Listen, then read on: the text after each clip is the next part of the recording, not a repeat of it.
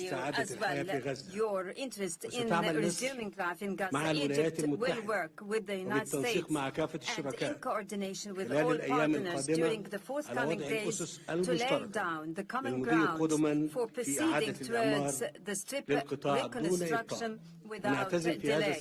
In this context, we are willing to host early recovery, reconstruction and development conference, which will be based on your plan for ending the war in Gaza, in order to provide livelihoods and to give hope to the Palestinians on their lands. Peace cannot be completed until hands are extended for rebuilding in the aftermath of devastation. Majesties, Excellencies, and Highnesses, we look ahead to a bright future to our region, as its cities are built on hope rather on burying the memories of its inhabitants under the rubble. We have a unique and historic opportunity at hand. It might be the last to come to a Middle East free from whatever menacing its stability and progress, a Middle East where its populations relish peace and decent existence within its secured borders and safeguarded rights, a Middle East that is invincible to terrorism and radicalization, a Middle East free from mass destructive weapons. This is the very new Middle East that Egypt envisions to be embedded in collaboration with regional and international partners. Today's agreement paves the way for that, and it should be cemented and implemented in all its stages, and to reach the implementation of the two-state solution, ensuring our joint vision exemplifying coexistence among the regional populations, even exemplifying integration among all its states. Honorable attendees, before I conclude my speech, and in appreciation to President Donald Trump's efforts, I would like to declare before the August attendees Egypt's decree to decorate His Excellency with the Order of the Nile, the highest state honor among Egyptian decorations. It is awarded to heads of states and to those who render great services to humankind. Thank you all.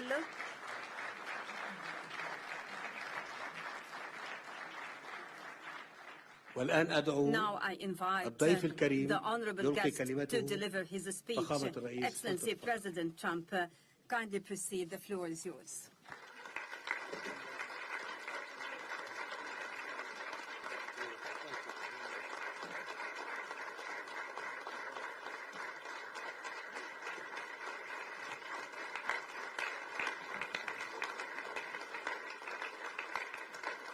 Well, thank you very much, and that was a great honor. I appreciate it very much, Mr. President. Mr. General, Mr. President, great General, great President, thank you very much. This is the day that people across the region and around the world have been working, striving, hoping, and praying for. They have done things over the last month that I think were really unthinkable. Nobody thought this could happen. With the historic agreement we've just signed, those prayers of millions have finally been answered. As you know, the hostages have been returned, and further work goes on having to do with the, sadly to say, bodies. Together we've achieved what everybody said was impossible. At long last, we have peace in the Middle East, and it's a very simple expression, peace in the Middle East, and we've heard it for many years, but nobody thought it could ever get there, and now we're there. I want to congratulate everybody sitting in these first few rows and standing behind me. I don't know why they chose to stand, but I promise I'll make it short, okay? We are not going to keep you standing for long. These are great leaders. After years of suffering and bloodshed, the war in Gaza is over. Humanitarian aid is now pouring in, including hundreds of truckloads of food, medical equipment, and other supplies, much of it paid for by people in this room. Civilians are returning to their homes. The hostages are reuniting. I mean, it's beautiful. I'm just watching it backstage. The level of love and sorrow, I've never seen anything like it. It's amazing when you see they haven't seen their mother, their father. They haven't seen them in such a long time, and they lived in a tunnel, a very little tunnel, very deep And the level of love is just incredible. It's a beautiful thing to see. In one sense, it's so horrible that it could have taken place, but in another sense, it's so beautiful to see. A new and beautiful day is rising, and now the rebuilding begins. The rebuilding is maybe going to be the easiest part. I think we've done a lot of the hardest part because the rest comes together. We all know how to rebuild, and we know how to build better than anybody in the world. I want to express my tremendous gratitude to the Arab and Muslim nations who helped make this incredible breakthrough possible. And you really did. To President El-Sisi of Egypt, who is so generously hosting us today. And I want to thank you for the outstanding job your country is doing in so many different ways and for helping us so much with this peace agreement. I also want to thank the President for the escort of 6 fighter jets. Oh, we looked out the window. We said, I hope they're friendly, and they turned out to be very friendly. But we had 3 on each side, and they are beauties right out of the great, really American manufacturing hub. We make the greatest military equipment in the world. We have the strongest military in the world by far. And I knew exactly what those planes were, and I knew exactly how much you paid for those planes, too. You paid a lot, but you got a pretty good deal. And they are great planes, and we just appreciate it. That was quite an escort in. That was very impressive. But Air Force One was really, it was covered with Egyptian desert just a few months ago. If you think about it, just a few months ago it was Egyptian desert, and now it was just a few feet off our window. And it was a spectacular sight, and I appreciate it very much. Really, that was pretty good. You got our people by surprise. I don't know if they were thrilled right at the beginning, but they were thrilled as we sailed along very, very calmly and safely. And I'm deeply honored to receive from you, Egypt's highest state honor, the Order of the Nile. The Nile is so beautiful, so magnificent. It's such a beautiful title, the Order of the Nile. Thank you very much, Mr. President. Appreciate it. Great honor. I also want to give a very special thanks to the Emir of Qatar, a man who's outstanding. He's been a friend of mine for a long time, long before politics, and he's a fantastically respected man. His Highness Sheikh Tamim is respected by everybody. He's respected by everybody and in the most positive way, not only because of power, because of his heart. He's got a tremendous heart. And he's a great leader, and his country loves him. Thank you very much for being here. It's an honor. Let me also express our condolences to the Qataris on the tragic car crash that claimed the lives of your cherished diplomats, some of whom were known by our people, and they were supposed to be incredible people. So please extend our sorrow and best wishes. That was tough. That was really tough. On this extraordinary occasion, I also want to give our sincere thanks to President Erdogan of Turkey. He's always there when I need him. He's such a tough guy. He is tough as you can be, but we love him. And when they have a problem with you, they always call me to handle it. And usually I come through. We just have a good relationship, and we have from the beginning. And so I want to thank you very much and say hello to your wife, your beautiful wife, and it's great to be with you. Always there. When I need him, he's always there. Thank you very much, Mr. President. And I also want to thank, I just spoke to him on the phone, His Royal Highness Crown Prince Mohammed, Saudi Arabia, a special friend of mine. Boy, he's come so long and so far, and he's doing a fantastic job for his country. And I want to just thank him. And, His Highness Sheikh Mohammed of the United Arab Emirates is here. Where? He's here someplace. Well, he's not here. But he's here in spirit, I can tell you that. And he's been another one. He's been absolutely incredible, and we appreciate it very much. And His Majesty King Abdullah of Jordan. And thank you very much, King Abdul of Jordan. He's here. Thank you. Thank you. Thank you very much. And you really have been a great help, and we appreciate it. Appreciate it. Prime Minister Sharif of Pakistan, and also I have to say my favorite field marshal from Pakistan, who's not here, but The Prime Minister is here, and you're going to give his regards. Where are you? There you go. Thank you very much. Do you want to say what you said to me the other day? Come, would you like to say what you said the other day? I think it was so nice. Please. Thank you very much, my dear President Trump, my dear brother President Fadil Sisi of Egypt,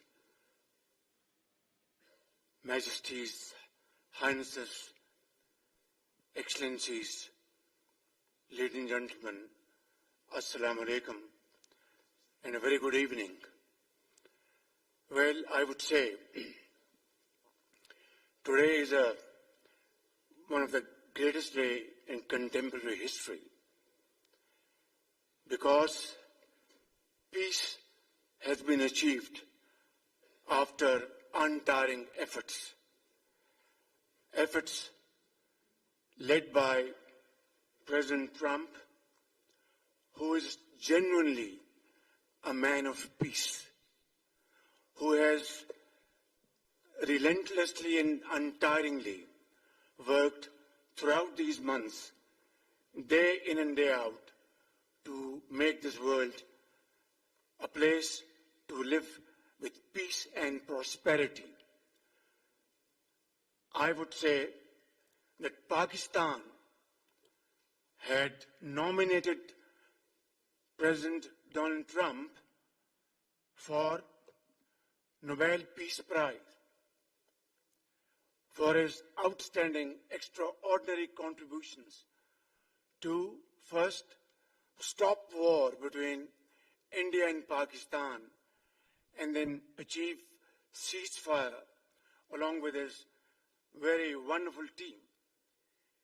And today, again, I would like to nominate this great president for Nobel Peace Prize because I genuinely feel that he is the most genuine and most wonderful candidate for Peace Prize because he has brought not only peace in South Asia, saved millions of people, their lives. And today, here in Sharm el-Sheikh, achieving peace in Gaza is saving millions of lives in the Middle East. Mr. President, I would like to salute you for your exemplary leadership, visionary leadership, and I think that you are the man this world needed most at this point in time. World would always remember you as a man who did everything, went out of the way to stop 7 and today 8 wars. I would like to thank my very dear brother, Sheikh Tamim. He's Akh al-Shaqiq, who has really worked very hard along with others to achieve peace in this region. My very dear brother, President Tayyip Erdogan, His Majesty, King Abdullah, and of course my very dear brother, Mohammed bin Zayed of UAE, and of course my very dear brother, Crown Prince of Saudi Arabia. And he has also been very, very helpful and contributed very valuably in this wonderful peace process. Ladies and gentlemen, I wouldn't want to take more of your time. Suffice to say, had it not been for this gentleman, not only, who knows, India and Pakistan are both nuclear powers. Had he not intervened along with his wonderful team, during those 4 days, the war could have escalated to a level. Who would have lived to tell what happened? And similarly, here in this part of the world, in the Middle East, Mr. President, your valuable contribution along with President Sisi, I think history will remember in golden words.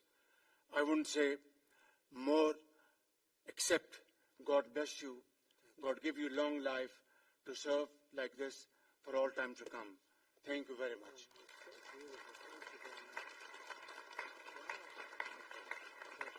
Very kind. Wow, I didn't expect that. Let's go home. There's nothing more I have to say. Goodbye, everybody. That was really beautiful and beautifully delivered. Wow, thank you very much. Also with us is President Prabowo, a very incredible man of Indonesia. President, come on.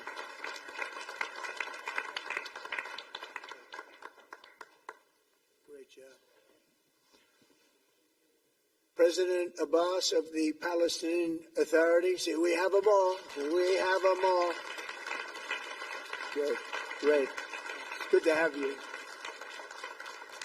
And so many others. I really have a list here. This first three rows and what's standing behind me, I don't know why they chose to stand, but that's there. They're going to be very famous tomorrow also. We have the Arab League is represented by His Excellency, and thank you very much for being here. Thank you very much.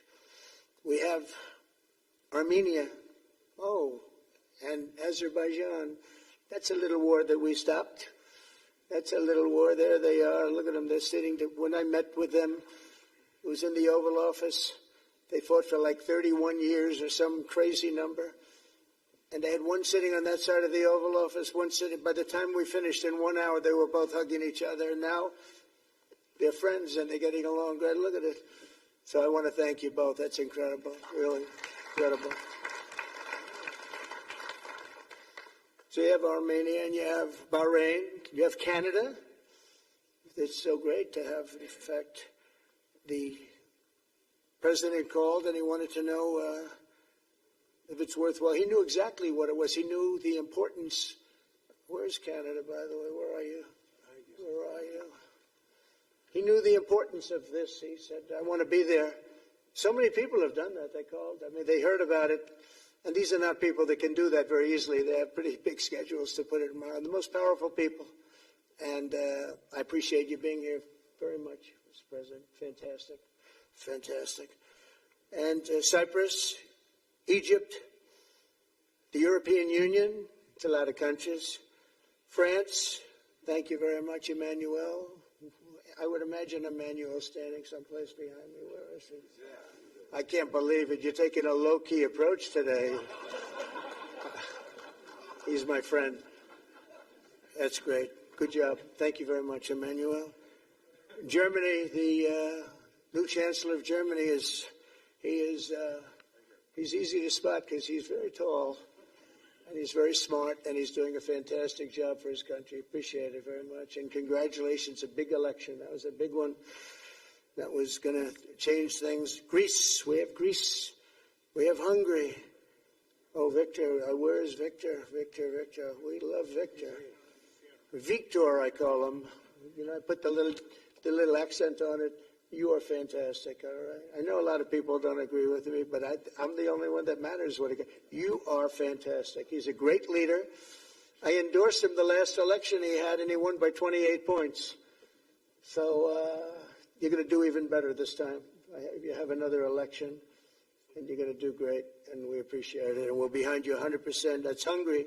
India is a great country with a very good friend of mine at the top, and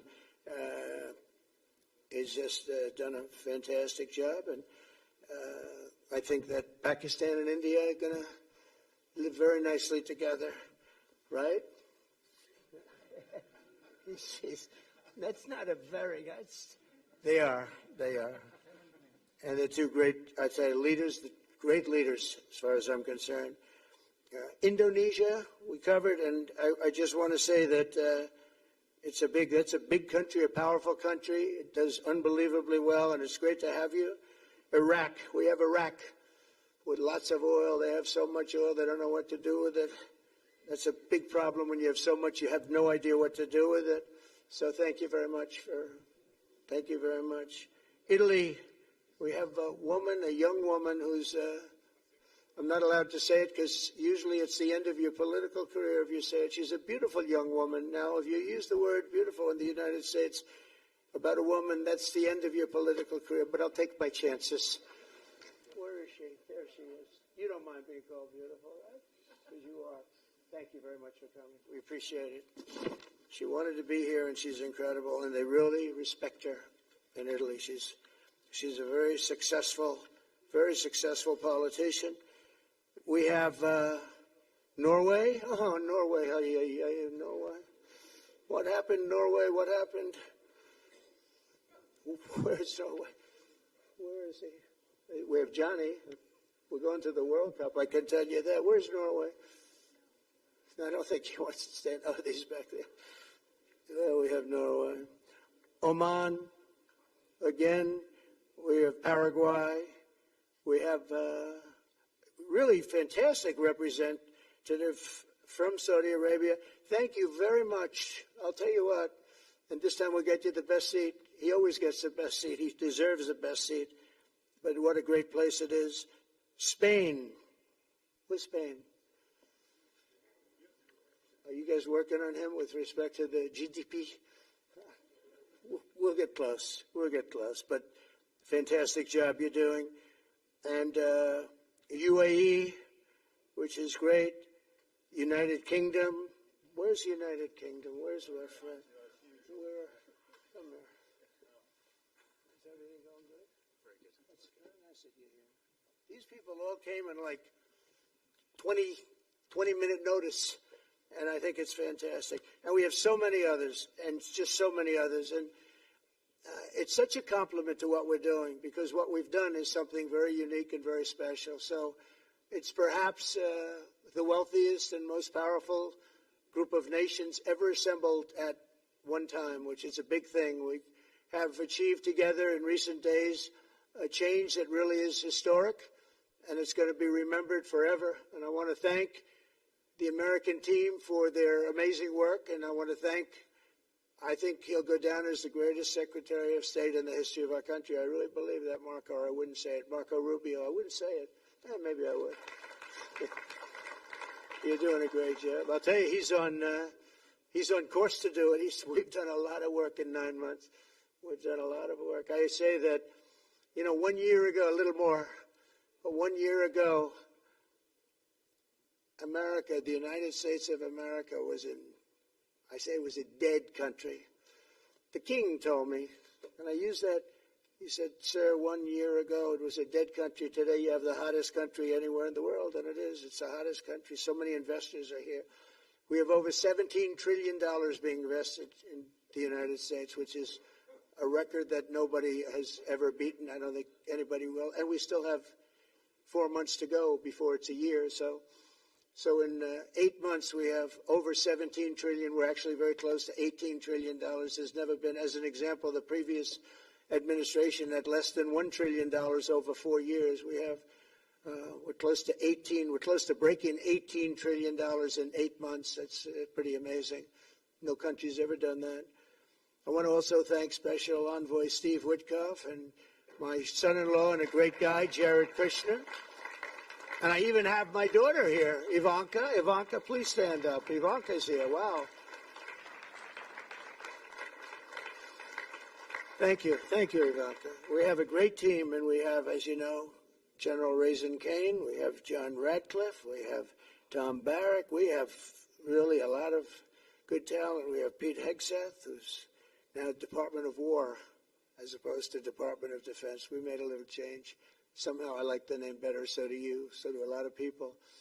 But the momentous breakthrough that we're here to celebrate tonight is more than the end of the war in Gaza. It's with God's help, it'll be the new beginning for an entire beautiful Middle East. From this moment forward, we can build a region that's strong and stable and prosperous and united in rejecting the path of terror once and for all. We want to get rid of the terror and get on to other things. There are many other things in life that are so good. The final sprint to this deal began less than 3 weeks ago on the sidelines of the United Nations in New York. I met with many of the people in this room, and it all just started coming together. I've known so many of you for so long. You're friends of mine. You're great people. I have a couple I don't like in particular, but I won't tell you who. I have actually a few of them I don't like at all, but you'll never find out who they are. Well, maybe you will, come to think of it. But I have most of you who I like a lot, and I respect a lot. Maybe that's more important. We listened, and we exchanged ideas, and we kept pushing forward until the job was done, and the first steps to peace are always the hardest.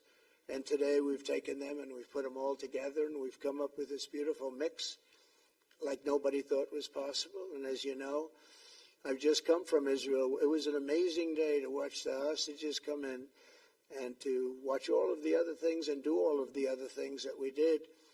And like all of us here this evening, the Israeli people are overjoyed that the war has ended. Many of you have had dancing in the streets. They had dancing in the streets. And they've been dancing for weeks now once they heard about this, and they heard that it was even a possibility. They're elated at the arrival of the hostages and excited to begin this new chapter for the entire region, and it's going to be that, and they are going to be great partners, and I hope everybody's going to join the Abraham Accord. I like to say the Avraham. I love Avraham. But somehow it doesn't sound as good when I say it as it does when some of my other friends say it who are from the region. But we're going to get a lot of people joining the Abraham Accords. We have the 4 great nations that did it early on, and they stayed with it. And then you had the Biden administration, which is the worst administration in the history of our country. And obviously they did nothing on that and anything else. And so it stayed at 4. And now a lot of people, even today, they're talking about all joining up. So many people have talked to me about that, and it's going to be a great tribute to really the United States. I mean, the United States has worked very hard in the Middle East, so it would be a tribute to us and to Jared and to Steve and to all of the people, Marco, all of the people that have worked so hard on that. And it really is going to it's going to guarantee that it all stays together. You're going to do well, because the 4 nations do very well. I mean, they do extremely, as they're wealthy, but they're a lot wealthier because of it. So I hope everybody's now joining up. Now we have no excuses. We don't have a Gaza, and we don't have an Iran as an excuse. That was a good excuse, but we don't have that anymore. All the momentum now is toward a great, glorious, and lasting peace. And our commitment to fulfilling the 20-point plan we developed together will be the crucial foundation for achieving that bright future. And it's being worked on right now as we speak. And we're actually in stage 3 and 4. It's not going to be, just divided down so simply. We can be long advanced on some of the things that we say we're going to do. We can take them out of order in a positive way, and we've shown how it can be done with responsible nations like the people in this room, these incredible people in this room, setting aside their differences, seeking common ground, and pursuing a better world for all of us. And that spirit's my dream, that we all get together and enjoy our life. And we're going to put some of you on the board of peace. Everybody wants to be on the board of peace. They said, would you be the chairman? I say, I'm pretty busy too. But whatever we can do to have peace in the Middle East, it's worth it. But everybody wants to go on the board of peace, so we're probably going to enlarge it. We're going to get, and the leaders, the top people, the top leaders, they want to be on the board of peace. A beautiful term. At first I wasn't sure, and then I realized how beautiful it is. And for the people of Gaza, the focus now must be on restoring the basics of a good life. We're going to have a lot of money coming into Gaza and a lot of rebuilding and building. It's not so much rebuilding, it's really building, cleaning up and building. And I'm pleased to announce that numerous countries of great wealth and power and dignity have come forward to me just today and over the last week to say they want to help in the reconstruction of Gaza, putting up whatever money is necessary. And the money is, of course, it's a lot of money, but it's not much compared to the value or the wealth of these tremendous countries. And they are ensuring stability and success in the Middle East. So when you think about it, it's a very, very small amount of money is necessary, relatively speaking. And as those commitments are made, I'm going to let the world know who is doing it, because they really deserve great credit for doing it. And they're going to do something that's really monumental. This is a monumental day. This is a monumental moment in the history of the world beyond the Middle East. We've all agreed that supporting Gaza must be done to lift up the people themselves, but We don't want to fund anything having to do with bloodshed, hatred, or terror, as has happened in the past. And for the same reason, we're also agreed that Gaza's reconstruction requires that it be demilitarized and that a new, honest civilian police force must be allowed to create a safe condition for the people in Gaza. As I said earlier, I intend to be a partner in securing a better future. We're going to be working, you're going to be working with the United States, and we're going to make sure that the Middle East is going to be a safe and secure place. It's a very important place in the world, means so much. There were so many people who said the Middle East, and this has been going for many, many decades. I've read it many times, that World War III will begin in the Middle East. It's not going to happen. That's not going to happen. There was a time that you would have thought it could have, but it's not going to happen. There won't be World War III, hopefully at all, but it's not going to start in the Middle East. We're not going to have a World War III if we're smart. There'll never be a World War III. Our work begins right here and right now. From ancient times, this region has been extraordinarily mixed with respect to people, culture, religions, all of the different elements of national characters, unlike maybe anywhere else on earth. And for 3,000 years, there's been conflict. For whatever reason, there's been tremendous conflict, always conflict. But today, for the first time anyone can remember, we have a once-in-a-lifetime chance to put the old feuds and bitter hatreds behind us. And that's why so many people in this room, they didn't get along. Some did, some didn't, but they're getting along now. This has brought the people together. This is the first time the Middle East crisis has brought people together as opposed to driving them apart. And to declare that our future will not be ruled by the fights of the generations past, which is foolish. So together, let us continue in the spirit of cooperation and goodwill that has finally brought us to this incredible, historic breakthrough. If we do together, we will reach the Middle East's incredible destiny, a safe and prosperous and beautiful crossroads of culture and commerce, faith in humanity and geographic center. This will be the geographic center of the world. So I just want to thank everybody for being here. I want to thank you all for what you've done and for this quick notice. It all came together just at one little period. It just came together. It's, the greatest deals happen that way. If you do anything about deals, that's all I've done all my life is deals. The greatest deals just sort of happen. And that's what happened right here. And maybe this is going to be the greatest deal of them all, not just nation building, not just having to do with this or the political whims. This will be maybe the greatest deal of them all, period. And I want to thank all of you and all of these great nations and this region for what it's gone through and all of the fights it's had, or life over death and hope over strife and harmony over hatred. That's what we want. We want it to be that way because together we're going to forge a magnificent, great, and enduring peace. I want to just end by saying God bless you all. God bless the Middle East. God bless your countries. And God bless you. Thank you very much, everybody. Thank you. Thank you very much. Thank you.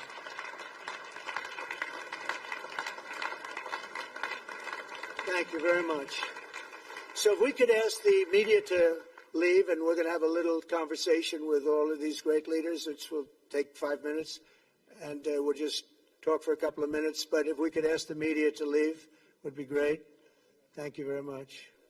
Thank you. Thank you.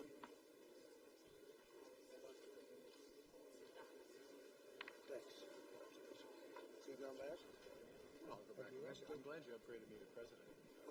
Oh, did I say? It's good. I started. We said he said that. I started. I was right. That's great. Prime Minister. I will be much more.